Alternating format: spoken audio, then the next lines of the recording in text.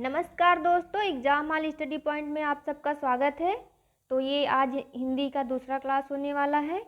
हमने आज जो भी सारे एग्जाम में आए हुए क्वेश्चंस लिए हैं इम्पॉर्टेंट, जिन्होंने कल वाली क्लास ना देखी हो वो जाके देख लीजिए, और जो सब्सक्राइब ना की हो चैनल को सब्सक्राइब कर लीजिए, बेल आइकन को प्रेस कर दीजिए ताकि नोटिफिकेशन आपको मिलता रहे। तो चलिए स्टार्ट करते हैं।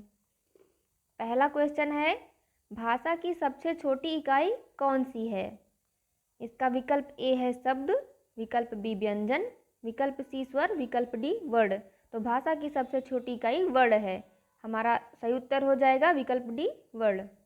अगला प्रश्न है, हिंदी भाषा में कितने स्वर होते हैं? विकल्प ए 14, विकल्प बी 11, विकल्प सी 13, विकल्प डी 5। तो हिंदी भाषा में 11 स्वर होते हैं, तो हमारा सही उत्तर हो जाएगा विकल्प बी 11। स्वर हमारे इस प्रकार होते हैं, अ, आ, लघु ई, दीर्घ ई, लघु उ, दीर्घ उ, री, ए, ओ, औ। इसके अतिरिक्त अंग अनुस्वार कहा जाता है उसे, और विसर्ग अह को विसर्ग कहा जाता है। इन्हें मूल स्वर में नहीं जोड़ा जाता। तो इस प्रकार हमारे 11 स्वर होते हैं। चलिए अगला प्रश्न देखते हैं, हिंदी भाषा में कितने व्यंजन हैं? विकल्प ए 21, विकल्प बी 33, विकल्प सी 36, विकल्प डी 40।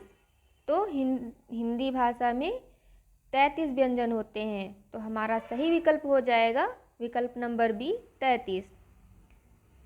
अगला प्रश्न है, हिंदी वर्णमाला में वर्ण होते हैं।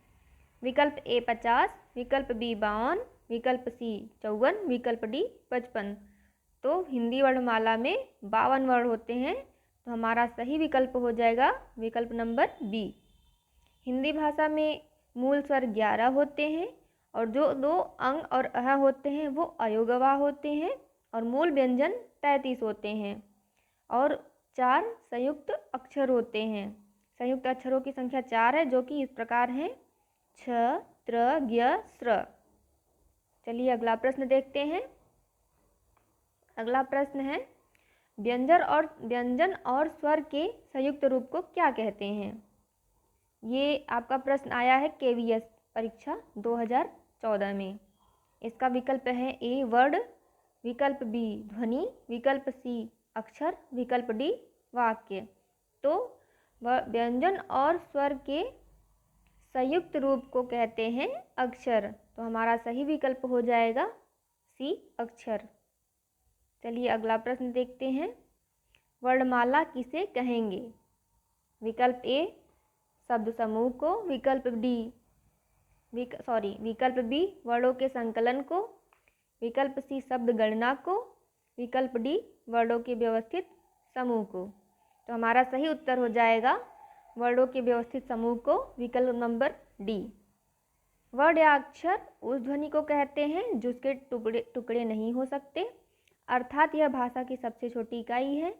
व्यंजन और स्वर के संयुक्त रूप को अक्षर कहते हैं।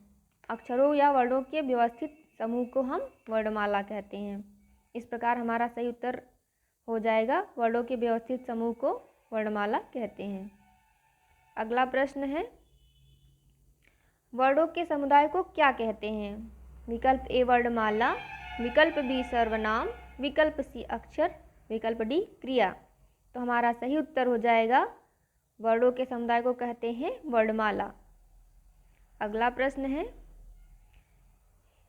हिंदी में ध्वनियाँ कितने प्रकार की होती हैं? विकल्प ए 2, विकल्प बी 4, विकल्प सी 6, विकल्प डी 8। तो हिंदी में ध्वनियाँ 2 प्रकार की होती हैं, पहला स्वर, दूसरा व्यंजन। तो हमारा सही उत्तर हो जाएगा विकल्प ए 2।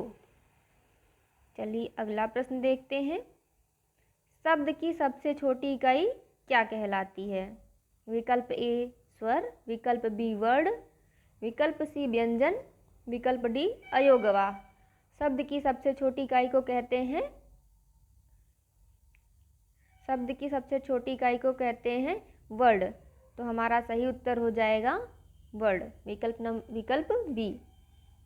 चलिए अगला प्रश्न देखते हैं। वर्णमाला में स्पर्श व्यंजनों की संख्या कितनी है?